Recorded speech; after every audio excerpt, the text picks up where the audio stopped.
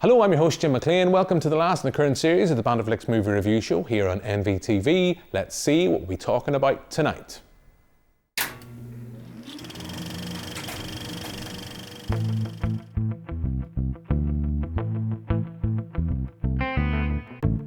Tonight we're going to be looking back at the past 7 years of our show here on NVTV as we pick out some of our highlights of the out-of-studio moments.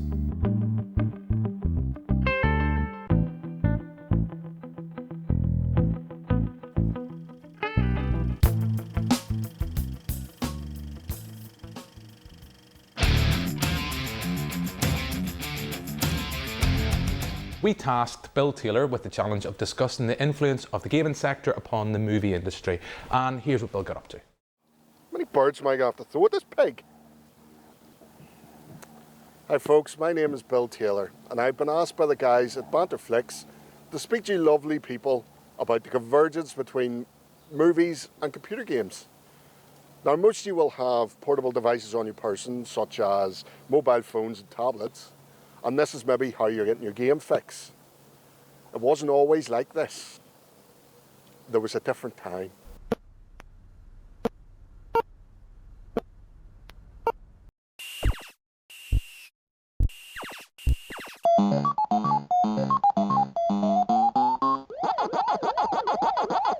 Not much to look at, I'll agree.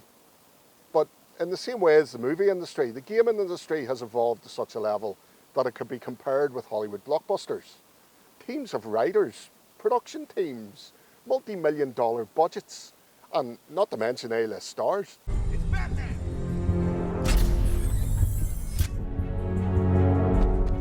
Over the years, movies have certainly taken computer graphics and iconography and used them as part of their narrative. Computer games, on the other hand, have also taken video technology and used that as part of their narrative.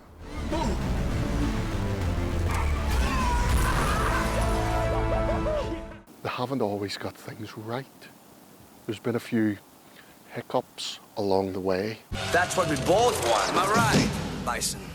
Are you men enough to fight with me? Anyone who opposes me will be destroyed. Connor, you can't! Oh yes, I can. Now, I don't have a title for this segment or anything as yet. It's kind of work in progress. I was going to go with something like The Games Master. No, I can't use that one. The Games Maestro. The Wizard! Just call me the Grumpy Gamer. Anyway, I'm off ski to throw some birds at some pigs. See you next month.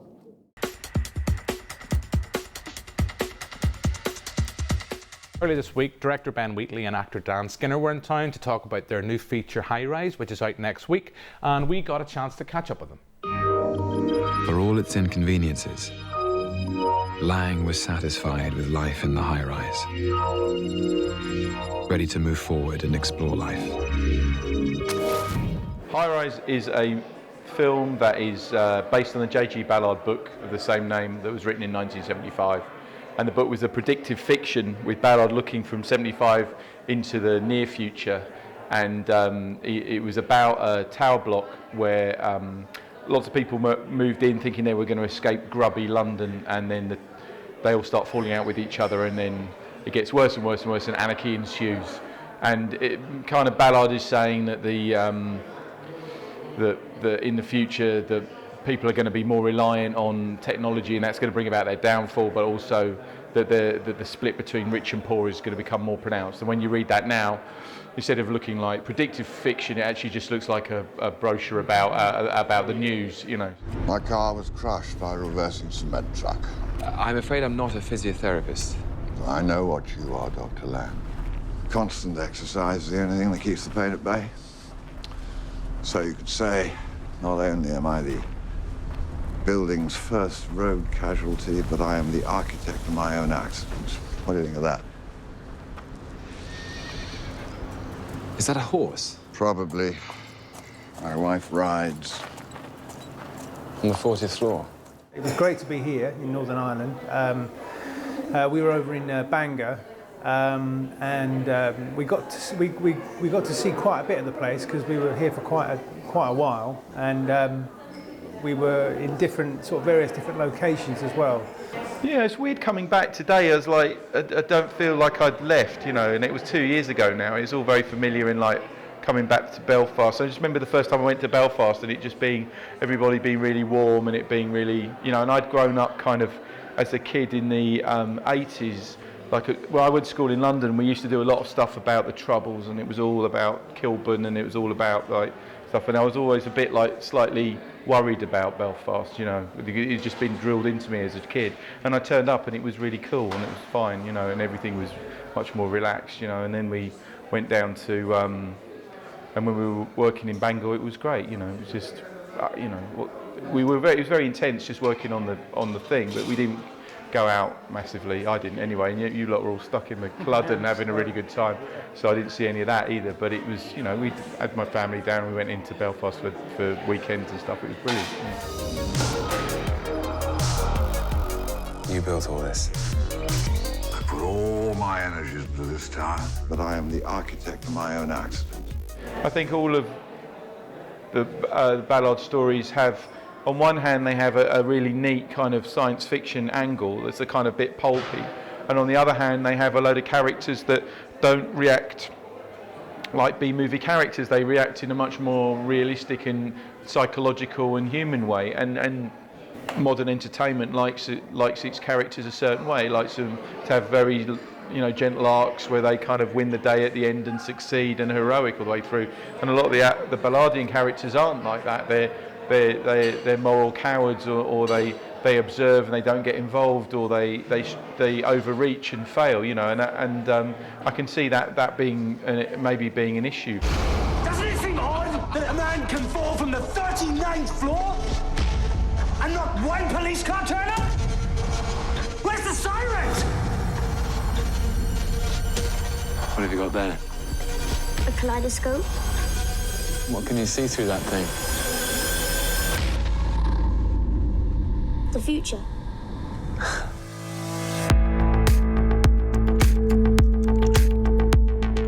Film historian Robert J. E. Simpson wanted to talk about Francis Ford Coppola's 1974 classic, The Conversation. Bless me, Father, for I've sinned. I've been involved in some work that I think will be used to hurt these two young people. Francis Ford Coppola's 1974 film The Conversation often goes overlooked, so much as it was between Coppola's two Godfather pictures. In fact, at the Academy Awards, The Godfather 2 came away with the plaudits, and The Conversation kind of went unnoticed. And it's a shame, because I think it's a much better film than its reputation maybe allows. It's a much better film than history has allowed us to remember. Do you think we can do this? Harry Cole is an expert. The best there is. Let me tell you something about Harry Cole. The best, bar none. I'll drink to that. Best what? The best bugger on the West Coast. Coppola gathered together an interesting cast of The Conversation. Gene Hackman cites this as his most favourite role ever. And it's an interesting part for him to play, and one that he's kind of revisited in later times. One of his co-stars from Young Frankenstein, Terry Garr, turns up in the film as well as the love interest. Robert Duvall is an uncredited part as the director of the sinister organisation that employs Gene Hackman's character. A very, very young Harrison Ford turns up as the director's assistant. And then there's also this other character in terms of the soundtrack. David Shire composes this really interesting piano score, which is accompanied by a lot of jazz standards, and a completely disorientating soundtrack that makes itself a kind of a character in its own right.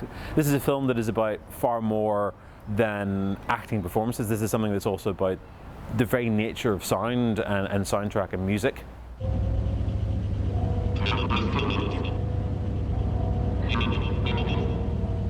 This is a world of hidden mics and two-way mirrors. A world where nothing is private. Do you think we can do this? Later in the week. I find there's something quite disorientating about The Conversation in terms of its visuals, and it doesn't help that the audio soundtrack is rather distorted and confusing and repetitious, and the visuals kind of mirror that. It segues between Hackman's character's dreamlike state and reality, planting his thoughts onto what's actually happening, combined with a soundtrack that dips in and out, so conversations that we catch, that we don't catch, they're then repeated. And the overall effect is rather hypnotic. The repetitious nature of it, the disorientation of it, leaves the viewer somewhat uncertain. And consequently, it can be a very difficult film for the first time watcher, certainly, to get. Yes.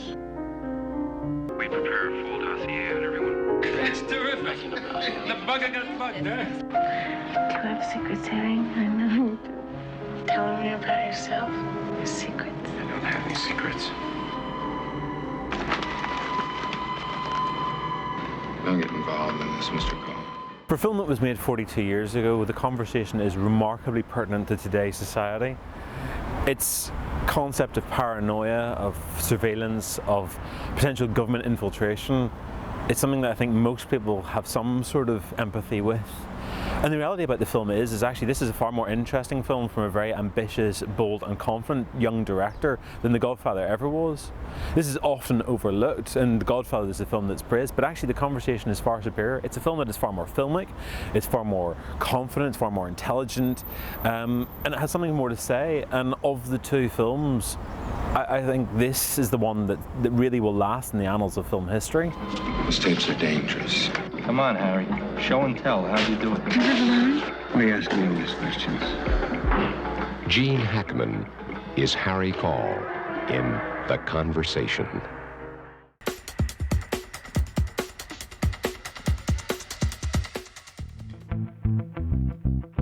Made in Belfast is part of Britain on Film, funded by the British Film Institute, and it's a week-long season of films, including archive material and shorts and features, celebrating Belfast as a cinematic city, telling the stories of Belfast, telling the stories of Belfast people, and celebrating its places.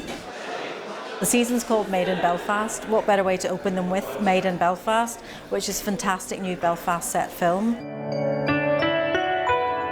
You haven't been home in 8 years. I mean, what did you expect? A hero's welcome? I don't know whether to hug you or give you a smack in the mouth. I know which one I prefer. Take a few days, Jack. Catch up with friends, family. Easier said than done, Terence. It's about a man from Belfast, a writer who leaves town, goes and lives in Paris for a long time, and that's where he has his professional career. Circumstances conspire to bring him back to his hometown, and you find out that he's left because he's written a book which was kind of an expose of his friends' private lives. We went out to Rome for the screenings, and it was amazing. This film festival in Rome, where more people seen Made in Belfast over 2 nights than have probably ever seen it in Ireland. And these people are obsessed with Irish film, and we had an amazing Q&A, and they loved it. They thought they were really sort of entranced with the notion that people were finally making film here that was about moving forward. If you are really serious, you come to me. My fairy tale wonder. I think now people are being given a version of here that isn't a cliche. I think when I was growing up, I didn't have a sort of that's my thing about home. I had novels. I'm not sure I did have that with a film, if I'm honest. And it's a perfect way of summing this up. I think now that young people are being given that. Well, what I love to see is young filmmakers from here going out with their own gear and getting young actors who are hungry for screen time and knocking it out of the park. That's what excites me. HBO coming in with millions of quid, making something that should look glossy because they've got millions of quid. It's great. It's absolutely fantastic. But it's the grassroots. It's the young people here who are hungry to make something and hungry to tell stories that they need to tell. That's what excites me about here. And I think in 10 or 15 years' time, those guys will be making some really, really good stuff. We are part and parcel of Belfast, and the KFT's been here since 1968. You know, it's been here for a really long time. We really feel a commitment to Belfast and its filmmakers and its stories, and we wanted to celebrate that. And you know, we always want to do what we can to try and develop a really, really dynamic, vibrant film culture here. So this is a great way to actually celebrate that.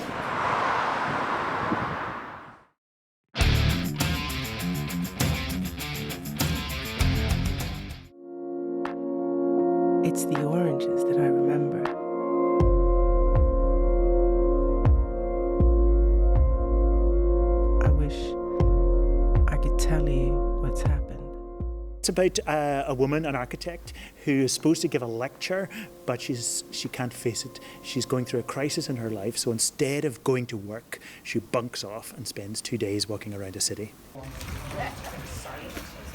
Dialogue, film something and it speaks for itself. I was a fan of Nina Cherry for a long time. I thought she was wonderful as a musician, and I knew I wanted to make a film in Stockholm, and she's Swedish, and I thought, she'll never work with me, but I'll give it a go. So I got her email address by dark means and emailed her, and then she said, come to lunch. I went to lunch, and within 20 minutes or so we were both crying, talking about things that had happened in her life and things that was happening in the script and the similarity between the two. And so she just said, I'll do it. And I said, in my back pocket I've got a list. I had a list of 20 reasons to try and convince her to do it. And she said, I don't need to see the list. I'm saying yes. And I said, but I've got my list.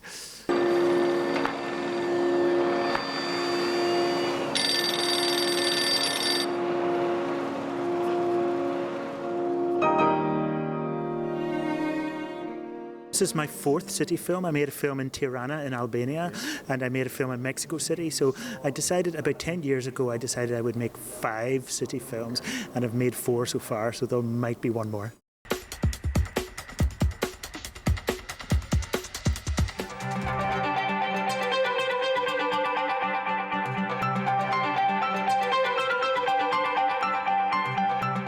We're going to start by talking through some of my highlights of this year's festival. One of those, of course, was the opening night feature, God's Own Country, a film that's going to be heavily tipped for awards season later in the year.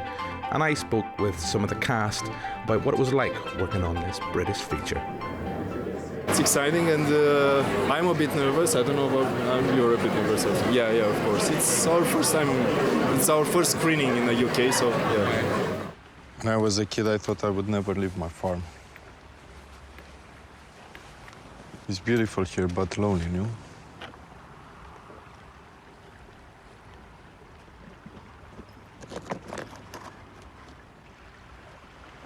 It was a dream working with Francis. Francis is an extremely talented director, writer.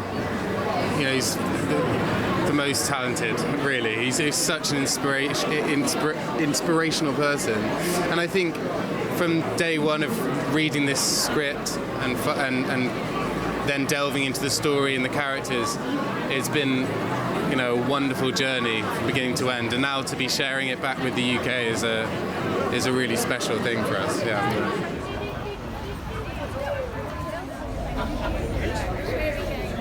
The film is called Edie. It's the story of an 83-year-old lady who's had a miserable, embittered, pretty downbeat life. Nothing has gone her way.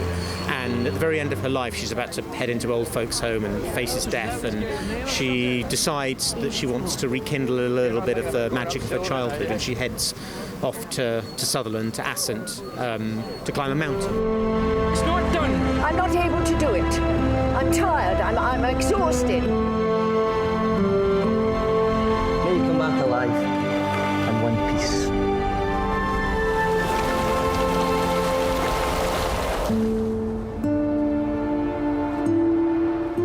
This film, I hope, is saying to people that the world actually sometimes is wonderful, and it can be even later in your life if you want to make it wonderful. And if somebody you can relieve if you have bitter memories or you haven't quite fulfilled everything you've wanted to do, which is, I think everybody feels that at some point. You can turn that around, and and I hope we have a little bit of the wondrous world in our film that I hope people will take from it. Daddy? You want to explain that? Daddy, I'm really sorry.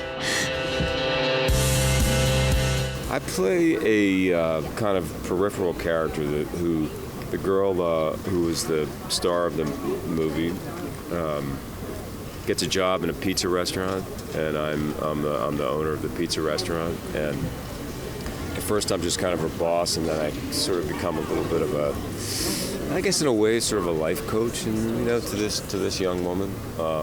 We form a friendship, and it was a really fun part. I love doing it.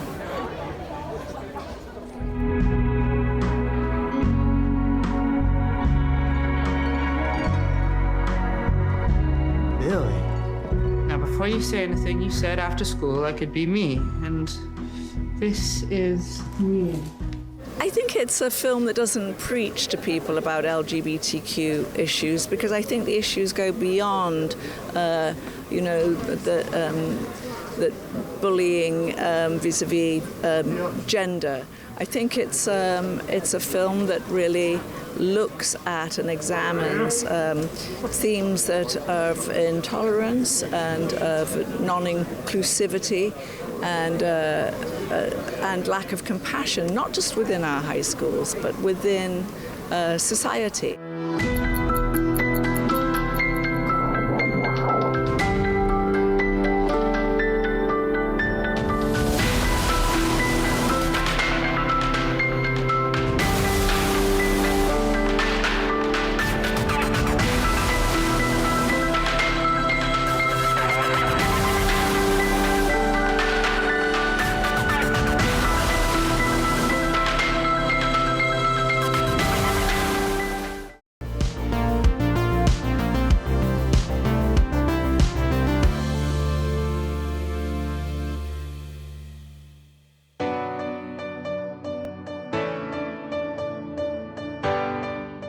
So tonight we've got Manu Bennett, sort of film, TV star extraordinaire. People are probably most known from Arrow as Deathstroke, very, very popular comic book character, but also he's been Crixus in Spartacus, he's been Azog in The Hobbit, he's also been Alan on the Shannahara Chronicles, so Manu has got a massive body of work. It's our 5th birthday celebrations this week, and we decided we wanted to do something very, very special for it. So we reached out to Manu and we asked would he be interested in partaking in our birthday celebrations, and it's just fantastic. It really is. You know, without a comic book store like this, there'd be no Deathstroke. Yes. But funnily enough, the first time I ever met George Perez, who penned the first Deathstroke image, he told me I looked nothing like Slade Wilson. I met him at a convention in Canada, and I walked up and I said, "George, hey, I'm Manu Bennett. I just got cast in Arrow as Deathstroke." And he looked at me and he went, "You don't look anything like him." And then I felt really paranoid. But about 2 months later, I went to another convention in America and I saw Marv Wolfman. Well, I didn't know it was Marv Wolfman. He sort of walked up to the side of the table and he went, and I was like, "What was that?" And the guy said to me, "You know who that was?" And I said, "No." And he goes, "That's the guy who created your character. That was Marv Wolfman." And I said, "Deathstroke, Slade Wilson." He said, yeah, that's him." And I jumped over the table and I ran after him and I grabbed him and I said, Marv, I need clarification. Do I look anything like Slade Wilson?" And he goes, "I've seen your work. You're doing a fantastic job." And that was my reprieve, because up until that time, I actually felt like I was somehow the only Maori to ever be cast as an American cartoon character who was meant to be white with a grey beard. The materials that are contained in comic books are, in my opinion, modern mythology. Greek mythology has lasted the test of time. Every religion has its own sort of symbolism. Right now in Hollywood, comic books are the big thing for making blockbusters. So there is relevant information in the stories. That's what I find really interesting. I'm starting to get involved myself in writing a couple of comic book series and publishing. And I think if you're interested in analysing society and getting that point across, comic books are a great place to start. As actors, we have to be chameleons, and keep on moving with the roles that come. I'm not going to hold on to Deathstroke any longer. It was mine to go into wardrobe and makeup and become the character and then walk out and do a performance, Now it'll be another character, And but it's nice to have in the catalogue, It's nice to it's nice to look at that and think like, oh, yeah, we got that mask from Marv Wolfman to me somewhere in the middle, up to Tony Daniels bringing it to another level. It's a nice evolution of Deathstroke.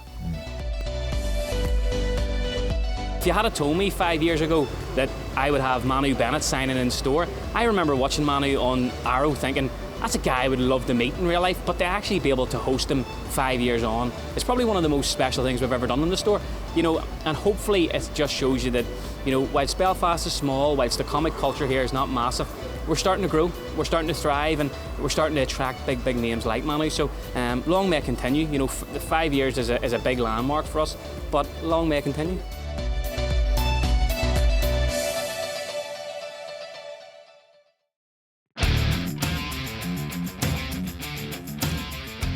I come from this very sort of British sensibility of enjoying anthology stories, and Dread is sort of the ultimate anthology. It can be a horror story, it can be a piece of drama, it can be a comedy, it can be an action adventure, it can be all of these different things, and they're all contained within this single strip. And Dread is kind of a constant in each of those stories. He's this sort of this really cool, implacable face of justice. And when you're, growing up in Belfast, you want a certain amount of justice. You want to see someone that implacable. I certainly did. I wanted to see. Dread was just so cool. Everything about him was cool. He drove a cool bike. He had a cool outfit, and he was just unrelenting. And would, the moments that stick in my mind with Dread are those moments where Dread is just beating all of the odds and crawling his way through hell and going, I've got to do this because I am the law and I am Judge Dredd. Those are the moments that make your heart soar, Like all the greatest comic characters, I think Dredd has a phenomenal silhouette. It's just so easy to do a good drawing of Dredd, because as long as you get that silhouette right, everything inside it, it's just, it's all just gravy. Then that silhouette is what carries all of it. You can draw a simple Dredd with one continuous unbroken line that would be as convincing as a Dredd that you could spend 5 hours drawing. He's just got such a great shape. It's such a great design. The fact that shape of Dredd's physique and the costume has allowed so many different artists to have so many different interpretations of Dredd, and yet all of those interpretations look iconic, suggests that there's some magical alchemy going on with that costume. At best, I have my own Dredd now. I think my Dredd now is recognisably mine, but I mean, I'm really relying on the fact that Dredd himself carries so much weight because of what other people have done. That silhouette works because of the shape of it, but it also works because people are bringing so much to it. I mean, there's 40 years of history people are bringing to that silhouette, and so when you're reading a comic with Dredd in it and it's a silhouette, and no matter who's drawn it, you see that shape and you feel that 40 years of weight and that iconic shape. It's like Stonehenge or something. It's sort of, it doesn't need much because it's been there for so long. That's kind of the magic of it, I think.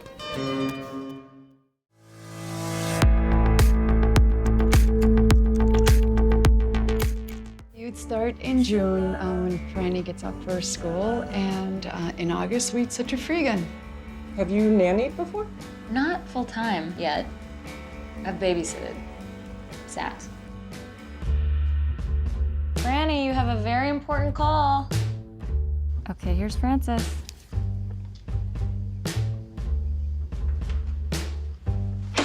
We're done. I would just say it's about a woman who's in her mid-30s who gets a job as a nanny at the same time she decides to get an abortion. And the entire movie is about the relationship between this nanny and her sort of obstinate charge, this girl Frances, who's absolutely amazing. Yeah, I think that's what it's about. That's kind of our log line. She was the youngest person we saw. So we only saw about 35 girls, and she was the youngest. So our producers were not keen on the idea of us. She was 5 years old when we saw her. And so she was 6 when we shot. And she was word perfect. So everything she says is Kelly's script. So, but everything that she sort of is Ramona. So she really walked on set with this sort of sense of herself that she never let go of. She never seemed like she was performing or playing a part exactly. So it was like a perfect marriage of the two. I'm 34. Do you have kids? No? Or are you married? No. Do you have a boyfriend? No. A girlfriend? No. Do you have a boyfriend or a girlfriend? No. Then we have something in common. Genesis is two very real things that happened in my life, which was I was actually a nanny when I was in my 20s. And then when I was in my early 30s, I did actually get an abortion. And so when I was thinking about writing a film, I thought those two experiences could be really interesting if they were juxtaposed in the same summer. And if that was just a starting off point, that then there's a whole other plot that doesn't just surround this abortion, but that it surrounds the evolution of their friendship and Bridget's sort of immersion into Frances's family and the way that all of their lives kind of ping pong off of each other for that summer. Yeah, so that was the genesis of the story for me. And then I just have like a big old soft spot in my heart for Bridget, or for anybody, any woman who's in their mid-30s and feels like they don't have it figured out, because I think there's this incredible pressure for everybody, but I think for women in a special way, to kind of have your career, your relationship, having children, that you should be on that path if you haven't already made those choices. The fastest way out of feeling lonely and isolated is to say, I went through this thing. And then so many people will say, oh my God, me too. But it takes the first person kind of opening up and sharing that experience to get the dialogue started. And it was incredibly important for me to portray the complex experiences that you don't see when you just look at somebody's house, or you get to know somebody on the street. And Bridget gets to see everybody's mess just by nature of being in the house, and they get to see hers too. Yeah. And, I think Kelly always talks about how life is dramatic, life is funny, life has all those sort of things in it at once. So the effort with the film and making it was just to try to strive for authenticity and naturalism, and that the laughs and the tears would come out of that naturally. My mind getting heavy with mold. I need to start a garden. I need to start a garden. I need to start a garden. I need to start a garden. I apologize.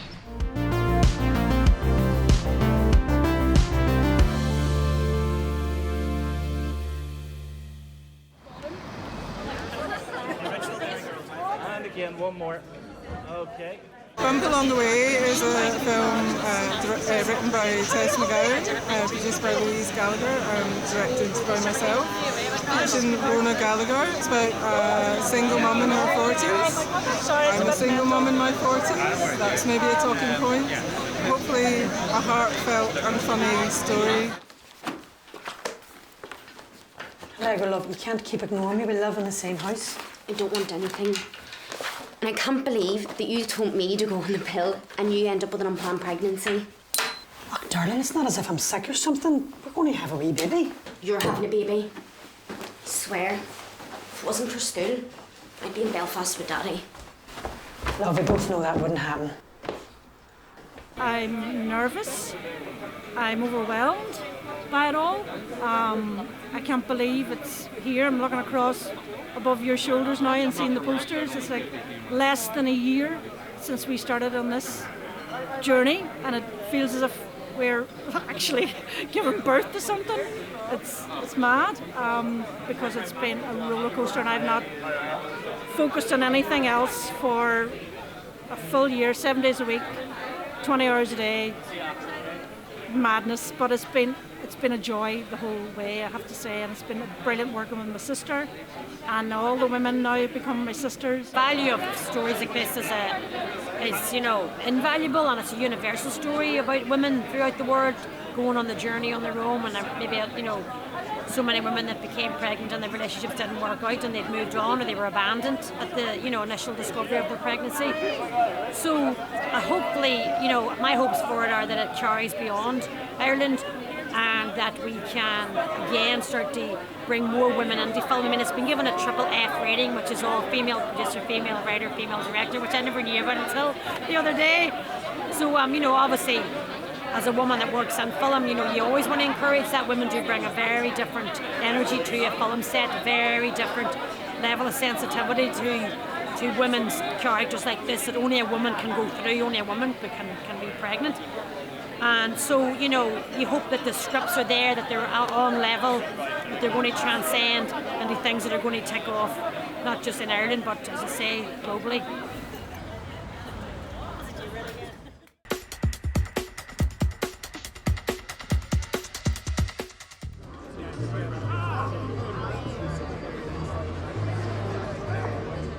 is a great story, but it's also because it's my directorial debut and it's the London Film Festival, my home city, and this theatre where I've opened many films, great films that I've been involved in as an actor, and now to finally be with one of our directors is very cool. But the story itself is what we're very proud of, and the real people being able to celebrate and pay tribute to such dynamic and individual people, Robin and Diane Cavendish. I could ask you to dance, and you could say, well, I don't feel like dancing.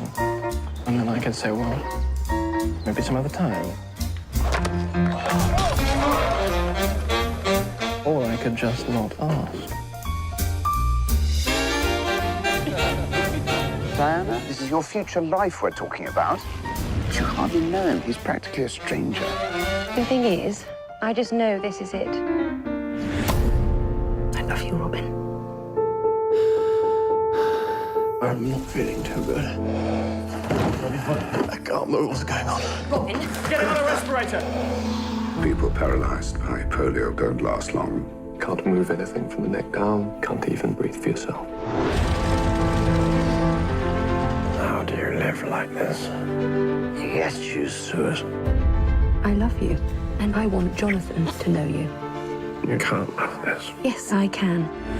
There must be something I can do. I hope to be inspired and to see people who suffered and struggled, but out of the other end of it, they were able to help other people and help other people see the lighter side or the happier side of something which a lot of people would just find too painful to bear.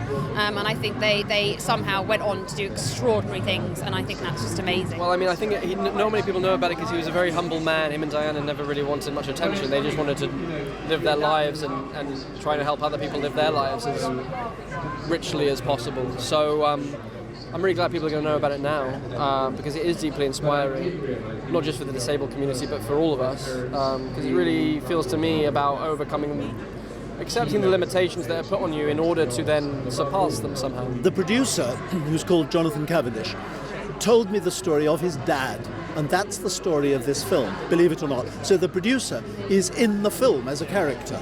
And the story is extraordinary, and I was so struck by the story that I said I'll do it. And I then met the real people involved and had to craft a story around the reality of it. And it came out really well, and it was a very strong script. And because of that, we've been able to get these wonderful actors and this wonderful director. It's a tribute to, as I say, living 2 minutes away from death and living life to the full. You know, if we all had that pressure on us to know that we were living with that time bomb going, you know, what we might all achieve, how we might treat each other, you know, and therefore, why can't we just do that anyway? When I first became paralyzed, I wanted to die. My wife told me I had to live. See how our son grow up. Your life is my life. I don't want to just survive. I want to truly live.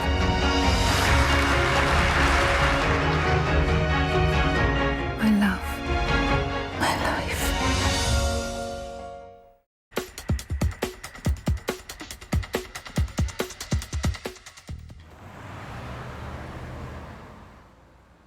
Well, I'm over with Into Film Northern Ireland, and I've been introducing a screening today of Hunt for the Wilder People.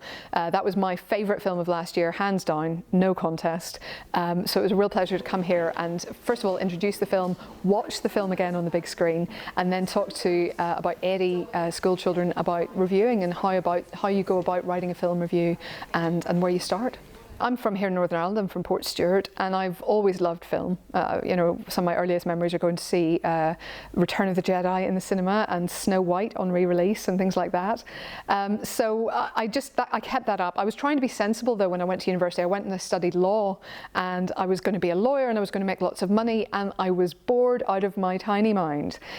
So gradually, you know, I went through it and I kept giving it a chance, and I qualified as a barrister, and I just still hated it. So I jumped, and I was lucky enough to get an internship at Empire magazine about 2 months later, and I've basically sort of been there on and off ever since. I was on staff for about 11 years. I'm now freelance, so I get to write for other people as well, but it's still kind of my home from home.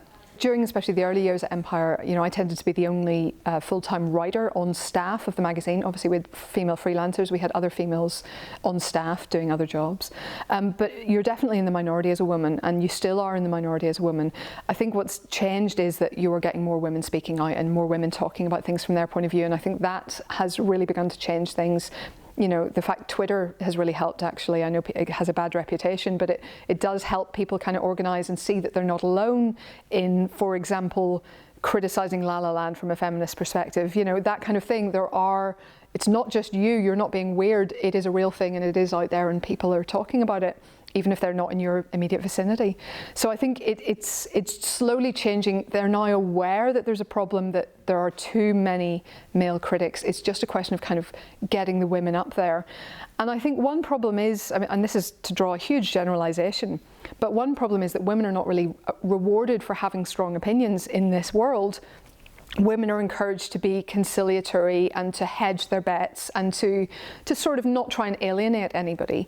And I think sometimes you have to, as a critic especially, you have to be willing to sort of die on some ridiculous hill and stick with your opinion, whatever comes at you. And that can be harder, I think, for women because they've been indoctrinated otherwise. So it's not something that's innate, I don't think. I think lots of women have very strong opinions. If you get them on their own behind closed doors, they have all these opinions. They just are not always willing to express them publicly and sort of take all the flack that they're going to get, because studies have repeatedly shown women get more flack for this than men do. So it is still something that we need to be conscious of, and we need to start kind of changing. I think if you want to write about film, first of all, you need to know as many films as possible. You know, so you need to have at least a kind of a skeleton view of film history. You don't have to see every film made in the 1950s, but you should probably have an awareness of what kind of films were being made in the 1950s, what kind of films were they're being made in the 20s, what kind of things were those like, and maybe try and see a few from each era, so you've at least got a kind of framework to hang your opinions on. And you should love film. I don't think anybody gets into film criticism because they hate it, much as that some directors would like to think that's the case. I don't think it is. I also think to be a really good critic, you need to know your stuff. So you need to know, on the most basic level, spelling, punctuation, grammar, all the boring things.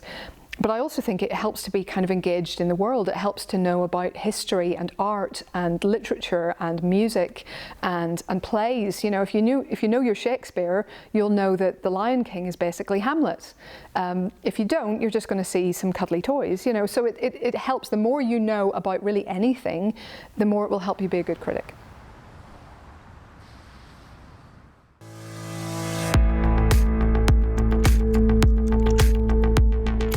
We caught up with the officer and a gentleman himself on the red carpet of the Savoy Cinema. Am I homeless? No, you just reduce. Am I homeless? You reduce on your way up, George. That's I'm all homeless. I don't exist. You reduce. We don't exist. So far from me.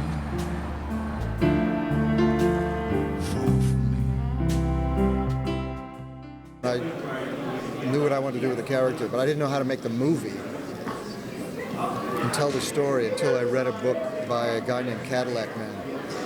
He was a homeless guy, and he wrote his memoir called In the Land of Lost Souls. There was no sense of shaped dramaturgy or making a point or editorializing or being sentimental in any way whatsoever. That's the way this has to be done. If I say I have a family, does that mean I can still stay here? Yes. Unless they'd be willing to take you in. I don't have a family. Oh, come on, darling. You would much rather stay with your family than stay here. You understand what I'm saying? Mr. Hammer, please trust me on that one. I've had a lot of people come up to me after they saw the film and they said they would never be able to pass their local homeless guy again without stopping and at least making eye contact and acknowledging him or her as a human being. That's huge. That's a huge sea difference in how this problem is approached. Without taking the time to listen, to feel the humanity, the energy can't come from our side to help, and from the other side, the energy won't be there to accept it. You're sick in the head. You're not well. You don't like yourself. You're depressed. You don't believe in yourself. So what's society supposed to do with you? Why should they care?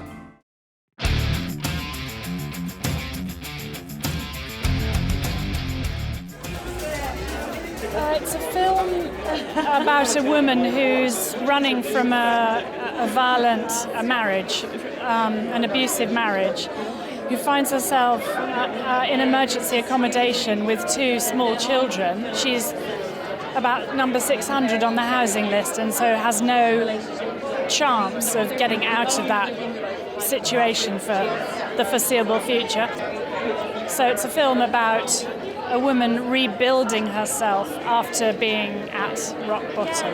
This whole story really is like set in the heart of Dublin, and I love Dublin. It's my hometown, and to be welcomed with open arms, not just into the festival but as the final closing film, it's sort of like it's the pinnacle for me, to be honest. I'm really, really honoured. There's a very strong set of female voices in this, not just the adults but the children too.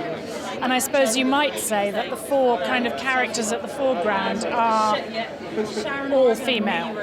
So, you know, in the sense that it is incredible how many films are out there that scarcely have a woman in them. You know, look at this year's Oscars list and go, I just begin to think it's not that there's a conspiracy to keep women off the screen, it's just that men don't really notice if we're not there. So maybe it takes a woman to go, no, not only are we there, but we're sort of like centre, not just, you know, eye candy on the edge. I come from the theatre where the statistics are a lot more healthy in a way. There's probably 2 men for every 1 woman, writer, director, producer, whereas in the movie industry it's more like 1 in 5. So the film industry does have a long way to go, but that's because it's big business and women are often not trusted with money. People are happy to give them something very low budget or low risk. When it comes to taking a big risk, it's mainly the fellas that get given the budgets. Theatre's a very good training for film. You know, you're constantly you're learning to create narrative, develop character, dramaturgy, working in big teams, which you need to understand about collaboration to direct a film. You're also doing a lot of editing in your head when you're putting stuff on stage, using light and composition to guide the audience as to where to look. So it's a very good training. I mean, I was told I'd never direct a feature film. If I hadn't directed one by the time I was 40, I never would. And at the age of 50, I did a big budget Hollywood movie, and I've been lucky. But I kind of have been going backwards and forwards between the 2 mediums. It's very important, in my opinion, like to get to all of the local cinemas, especially out in the wide countryside and stuff. Like just really reach out, because we all deserve stories. Like we all deserve to see wherever we live. I just think we deserve that. I mean, I'm a big fan of those old mobile cinemas screens that went around for years, and like because they brought stories to the people that couldn't get out themselves, like older people or people that are sick or a bit, you know, not as able to get out to the cinema, and all of that kind of thing really matters to me. And I think every story should be accessible to everyone. Yeah.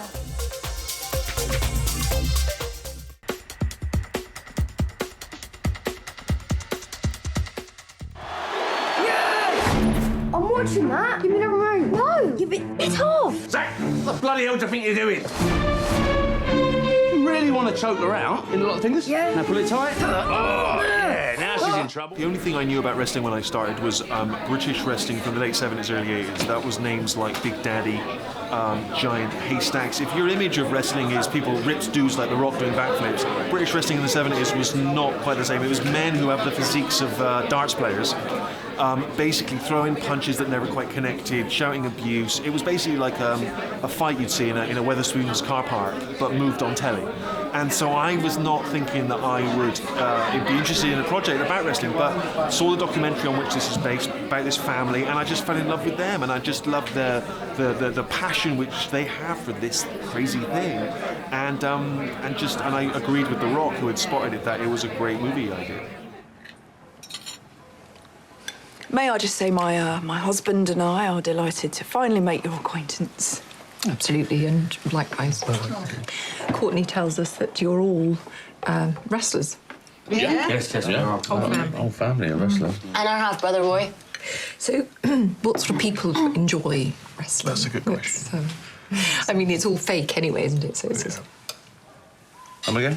It's not fake, it's fixed. Yeah, if it was fake, would I have broken half the bones in my body, Death? His left leg bends both ways.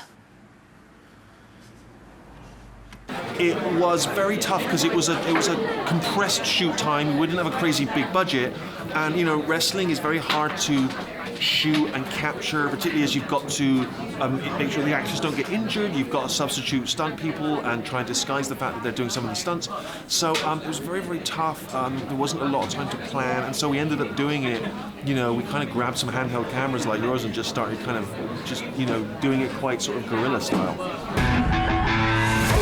Sorry about that. It's The Rock! We're huge fans. Thank you so much. What advice would you give us if we want to be the next you? What are your names again? My name. It doesn't matter what your names are. You walk around here interrupting The Rock, you like you haven't seen the sun in 20 years, you like you just stepped out of Oliver Twist. Please, sir, may I have some more advice, sir? You want some advice? Here's The Rock's advice. Shut your mouth. Thanks, Dwayne. So hopefully you've enjoyed this clip show as we look back at 7 years of the show on NVTV. Hopefully, like myself, it's improved over the years and got that little bit slicker, but you know, that's for yourselves to decide. We're going to be back in September when I'll be joined by guests here in the studio talking about the latest releases. Until then, take care and goodbye.